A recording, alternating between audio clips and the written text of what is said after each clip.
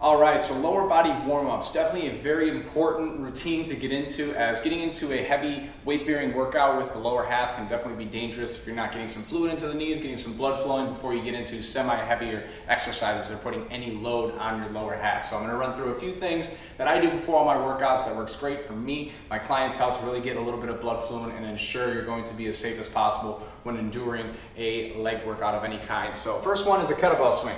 So you wanna squat down into it, over-exaggerate the movement. We're warming up here, so you want to get your body moving here. Squat down, swing that kettlebell up. Squat down. You can use a dumbbell if you don't have access to a kettlebell. Make sure you're squatting into it. We're not just going to be here. It's obviously a lower body warm-up, so we want to be here. Squat, power that sucker up. Shoot your hips through. Right here, I'll usually do about 10 to 15 reps, 3 rounds of that sucker. And then after the kettlebell swings, I usually move right into a hip rock. It looks funny, but I'll actually get down in a squat position here, and I'll rock back and forth. I'll bowl my knees in and out, and I'll rock back and forth, really get my hips moving. See it from a side view. It looks funny. Looks like I'm kind of humping the air forward, but right here. Usually do about 20 forward and back here, about 3 rounds of that sucker. Open up my hips, feels nice and good. And then from there, I'll usually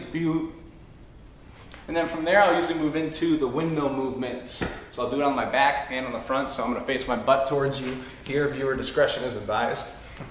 So we're gonna be here, flat on the ground, and I'll go up, and I go back and forth. So here, 90-degree angle, back, here. I'll usually do about 10 each side, about 2 to 3 rounds each.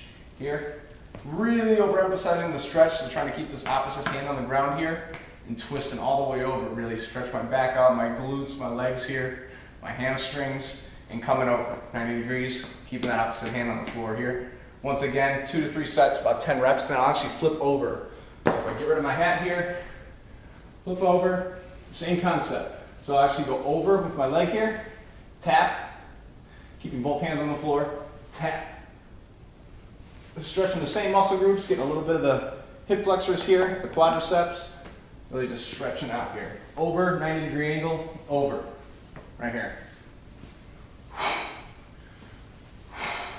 About 2 to 3 sets of each of those will give you a nice blood flow, and you really get you warmed up to ensure proper safety before all our leg workouts. So once again, I really can't overemphasize the importance of warming up before your workouts. I know a lot of the times we're in time crunches and we really have to get in and out of the gym, but it is so important to get in a healthy routine of warming up. Even if you feel good, you feel ready to work out, a lot of the times your body is not ready for what you're about to endure, and any slight tweak can put you out for a short period of time, or sometimes you never know what can happen. You can tweak something pretty severe to where you're out for quite a long time. So always ensure proper warming up. Like I said, it takes a minimum of 5 to 10 minutes. Seriously, not much at all. It's so much better to do dynamic movements like this, actually moving your body, stretching, and kind of getting some blood moving rather than just jumping on a cardio machine. So the movements I've shown you in both the upper and lower body warm-up days are definitely more efficient than just pedaling away on an elliptical or 5 or 10 minutes. So utilize these, as you will not regret it in the future.